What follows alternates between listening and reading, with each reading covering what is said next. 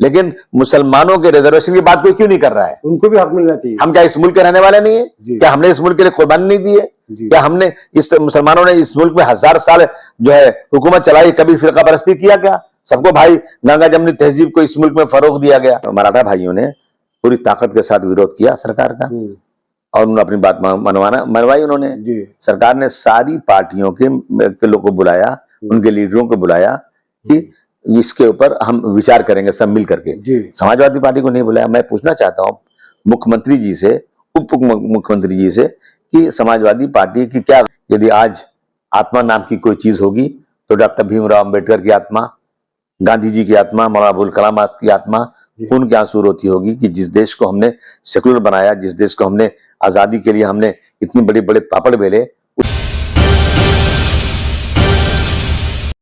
दोस्तों, इस वक्त हमारे साथ मौजूद है समाजवादी पार्टी के सरबराह अबू आसिम आज़मी साहब। आइए हम उनसे बात करते हैं। आसिम भाई, जिस तरह से अभी हाल ही में यूपी में योगी सरकार की पुलिस ने आइम्मा मसाजिद को इस बात की धमकी दी है या नोटिस जारी किया है कि आप अपनी दुआओं में फलस्तीन का जिक्र नहीं कर सकते, उनके लिए दुआएं नहीं कर सकते, ये क्या मामला है, ये ऐसा क्यों हो रहा है? मैं समझता हूँ कि इस तरह की बातें करना बिल्कुल इंसानियत के खिलाफ है। यानी आज जो है फिरका परस्ती हिंदुस्तान में इतने अरूज पर आ गई है कि आज हम किसी के लिए दुआ भी नहीं कर सकते हैं।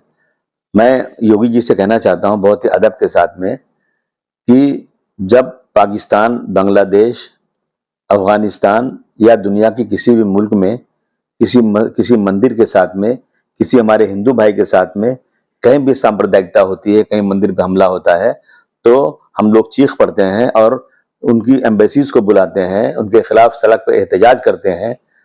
तो ये तो जायज है जी, जब भी कुछ ऐसा होता है, और डेमोक्रेसी में ये अलाउ है जी।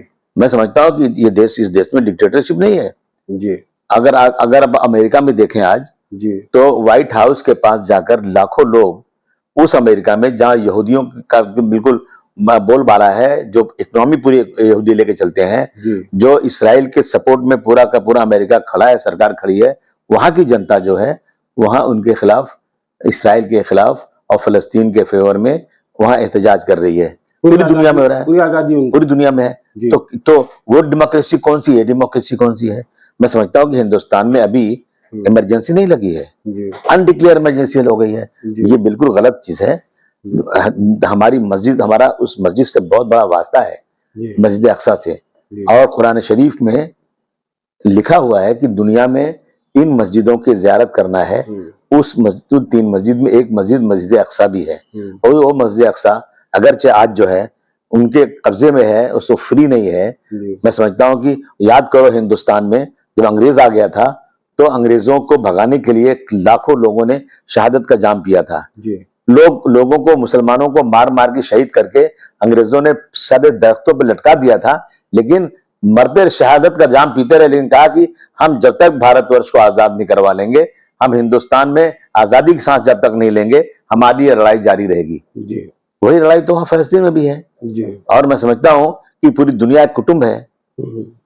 तो हमारी मस्जिद पे कब्जा हो, मुसलमान मारा जाए और हम उसके लिए दुआ भी नहीं कर सकते?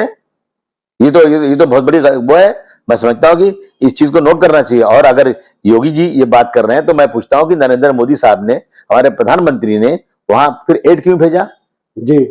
एड भेजा, उनसे पूछिए आप एड क्यों भेज रहे हैं, उनसे सवाल कर सकते हैं क्या? पूरी इमदाद भेजी जा रही है। ये हो रहा है, दुनिया में हो रहा है। अगर आप, अब बहुत सारे मुल्क दुनिया में उनके साथ में जो है इसराइल के खिलाफ खड़े हैं, क्या हमारे मुल्क के लोग, हमारी सरकारें जो है, क्या उनसे अपना जो नाता है उनके एम्बेसी से, वहां से अपनी एम्बेसी को हटा लेंगे क्या? उनसे जो हमारा डिप्लोमेटिक जो हमारा नाता है वो खत्म कर लेंगे क्या? जी, एक चीज ये भी ना आसिम भाई कि आज फलस्तीन को से बर्बाद कर दिया गया है, उसको खंडर बना दिया गया है, और वहां पर न जाने सैकड़ों हजारों बच्चे जो है उनका कत्ल कर दिया गया, खवातीन के साथ में बहुत ज्यादा जुल्म हो रहा है, और मजलूमों के हक में या अमन के लिए दुआ करना ये तो कोई गलत बात नहीं है कि हिंदुस्तान में भी कोई ऐसे आपातकालीन स्थिति आती है या बर्बादी आती है, जलजला हो, तूफान हो, फसाद हो, यहाँ के मुसलमान हिंदुस्तान में भी अमन के लिए दुआ करते हैं। तो योगी हुकूमत को ये समझ में नहीं आ रहा है। मैं क्या कह सकता, मैंने कहा ना, मैंने जवाब दिया आपको, मैंने ना कि फिरका परस्ती बहुत अरूज पर है और ये लोग सिर्फ और सिर्फ इस देश में सांप्रदायिकता फैला के सत्ता में रहना चाहते हैं। ये खत्म होना चाहिए, देश को बर्बाद कर देंगे लोग। आसिम भाई, जब जब इलेक्शन आता है, सियासी माहौल गर्म होता है, तो कुछ पार्टियां, खासतौर से मैं कांग्रेस का नाम लेना चाहूंगा, वो मुसलमानों के आरक्षण के मुद्दों को उठाती है, 5% आरक्षण या जो भी है। इस बार भी ये खेल खेला जा रहा है, इस पर आप क्या कहना चाहिए? नहीं, देखिए ऐसा है ना कि आरक्षण इस लाने के लिए आरक्षण का अनाउंसमेंट किया था कांग्रेस और एनसीपी की सरकार ने जी। बीजेपी ने नहीं दिया। बीजेपी के खिलाफ है, वो कहां से देगी जी। लेकिन जब कांग्रेस की सरकार आई तो नहीं दिया उन्होंने, आवाज भी नहीं उठाया उन्होंने। और जब हम आवाज उठाते थे असेंबली में तो कहते थे इनके लीडरान कि मत उठाइए आवाज, इससे पोलराइजेशन हो जाएगा। जी। अच्छा, लेकिन मुसलमानों के रिजर्वेशन की बात कोई क्यों नहीं कर रहा है? उनको भी हक मिलना चाहिए। हम क्या इस मुल्क के रहने वाले नहीं है? क्या हमने इस मुल्क के लिए कुर्बानी नहीं दी है? क्या हमने इस मुसलमानों ने इस मुल्क में 1000 साल जो है हुकूमत चलाई, कभी फिरका परस्ती किया क्या? सबको भाई गंगा जमनी तहजीब को इस मुल्क में फरोग दिया गया। अभी 16% मराठा और 5% मुस्लिम रिजर्वेशन एक ही प्लेटफॉर्म पे अनाउंस हुआ था। जी। तो अब जो है सरकार ने, जब हमारे मराठा भाइयों ने पूरी ताकत के साथ विरोध किया सरकार का और उन्होंने अपनी बात मनवाई उन्होंने, सरकार ने सारी पार्टियों के लोगों को बुलाया, उनके लीडरों को बुलाया कि इसके ऊपर हम विचार करेंगे सब मिल करके। समाजवादी पार्टी को नहीं बुलाया। मैं पूछना चाहता हूँ मुख्यमंत्री जी से, उप मुख्यमंत्री जी से कि समाजवादी पार्टी की क्या गलती थी कि आपने रिजर्वेशन के मैटर में सारी पार्टियों को बुलाया और समाजवादी पार्टी को नहीं बुलाया? ठीक है, मैं कांग्रेस से पूछना चाहता हूँ, एनसीपी से पूछना चाहता हूँ कि बीजेपी तो मुसलमानों को वोट कहती है, हमको बहुत सारे इनके लीडर कहते हैं हमको मुस्लिम वोट चाहिए नहीं, हम मुसलमान को टिकट नहीं दिया। भैया पूरे को पूरे एक एक स्टेट में इलेक्शन हो रहा है, एक भी मुस्लिम को टिकट नहीं दिया गया। तो बीजेपी की बात जाने दीजिए, वो तो खुली है, आस्तीन का सांप नहीं है, सामने बिल्कुल खुल के बोल रहे हैं हमें मुसलमानों की जरूरत नहीं है। कितनी बार बोला इन्होंने? अब जो है जिनको जरूरत है, जो मुसलमानों के हमदर्द हैं, जिन्होंने रिजर्वेशन को पास किया, लाया, वो इस बात को क्यों उठा रहे हैं? हाई टाइम है।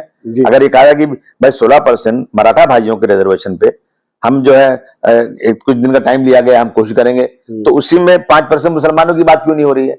हम देखिए, इसका बोलने का मतलब हरगिज नहीं है कि मैं मराठा रिजर्वेशन का अपोज कर रहा हूँ, बिल्कुल उनको मिलना चाहिए। लेकिन आज खुलेआम जो है, जो हमारा वोट ले रहे हैं वो भी हमारी बात नहीं कर रहे हैं। इस बात को कांग्रेस और एनसीपी को ध्यान में रखना चाहिए कि आप सिर्फ वोटों के लिए मुसलमानों की बात करते हो और मुसलमानों के फलाह बहबूद, मुसलमानों के डेवलपमेंट के लिए बात नहीं करते हो। आप जो है बिल्कुल उसी लाइन पे जा रहे हो जिस लाइन पे फिरका परस्त पार्टियां जा रही हैं। ऐसी खबरें आ रही हैं आसिम भाई कि मुल्क में खराब है, कि महंगाई अपने उरूज पे है, डेवलपमेंट की आपने बात की, जो डेवलपमेंट कहीं नहीं हो रहा है, और यहाँ तक के जो रिश्वतखोरी है और करप्शन है ये और ज्यादा बढ़ता चला जा रहा है।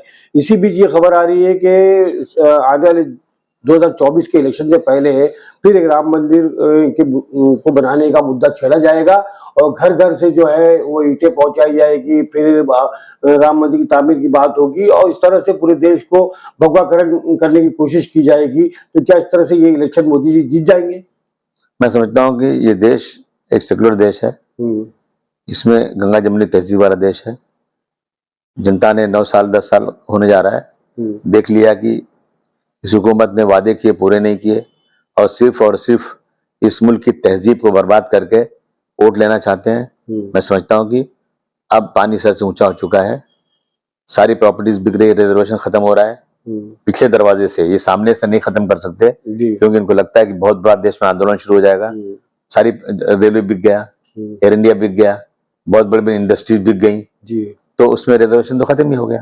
तो लोगों को सोचना चाहिए और लोगों को इकट्ठा होकर के ऐसे लोग जो इस देश के संविधान की धज्जियां उड़ा रहे हैं, जो इस देश की गंगा जमुनी तहजीब बर्बाद कर रहे हैं, जो मंदिर का काम पुजारी का है, मस्जिद का काम मौलाना उलमाओं का है, ये काम सरकार में नहीं है। और बड़े बड़े दानिशवरों ने, इंटेलेक्चुअल ने कहा है कि जो सरकार मजहब को बीच में लाती है वो निकम्मी सरकार है, जो सरकार डेवलपमेंट को लाती है वो अच्छी सरकार है।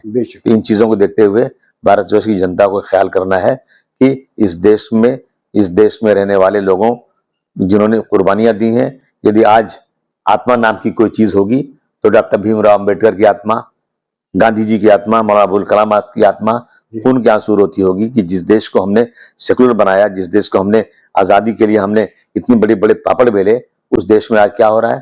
तो सब लोग जागो और ऐसे लोगों को हटाओ जो लोग इस देश के संविधान की धज्जियां उड़ा रहे हैं। एक आखिरी सवाल है, सवाल ये है कि यूनिफॉर्म सिविल कोड लाने की बात की गई, अभी उसको ठंडे बस्ते में डाल दिया गया है, लेकिन हम ये देखते हैं कि लिव इन रिलेशनशिप को तो की इजाजत दी जा रही है कि आप जो है ना गंदगी फैलाए और बेहयाई हो, लेकिन जो शरीयत के हमारे कानून है, चाहे वो तलाक का मामला हो, नान नफे का मामला हो या प्रॉपर्टी का मामला हो, इस पे पाबंदी लगाने की बात की जा रही है। ये क्या मामला है? ये भी क्या ना, ये भी उसी का एक हिस्सा है।